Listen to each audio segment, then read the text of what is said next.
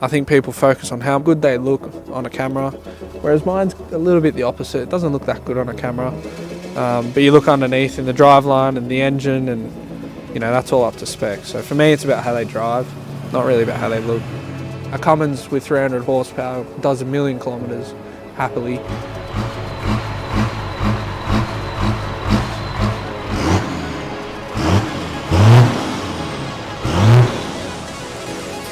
Hi, my name is Will, and this is my Cummins Swap Patrol.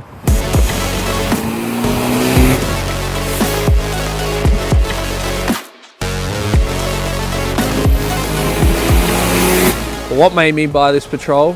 Well, I was into street cars and found that I couldn't really go the places that I wanted to go, and Australia has a lot of places to see.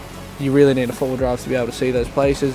Well, what's been done to the car? The question is what hasn't been done to the car, because every single thing on this car has been touched, from the engine, all the suspension components. I mean, the rear lower control arms, for instance, they've been extended. The rear upper control arms, they're not factory. The radius arms, one of the more key things is the front diff housing. It's been uprated to take the weight of that engine. Being a full cast iron engine, it's quite heavy. Brakes, front, they've been changed to big 4-pot calipers. It's got hydraulic bump stops in the front. Bracing throughout the front because of that extra weight. It does run 35-inch tyres. It has a 4-inch lift. It has long arms in the rear. I've got the front bull bar. It's got a winch. It's got a rear bar, which I used to use a lot, but I don't really anymore because I don't go full driving because I spent too much money fixing it. But it is fully engineered and legal, which was a big feat in itself.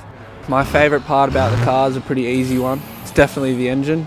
Now, I could have put a TD in it, I could have put a Barra in it. There are so many motors that people are putting in these things these days, but everyone knows, you can just kind of Google the best inline 6 turbo diesel engine and it's going to come up with the 6BT.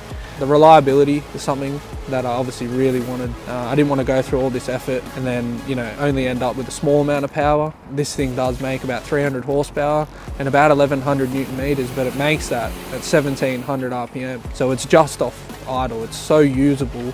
I was actually fortunate enough to be working at Blue Flame Automotive at the time, and the boss was kind enough to give me a space to do the engine swap, and it would not have been as easy.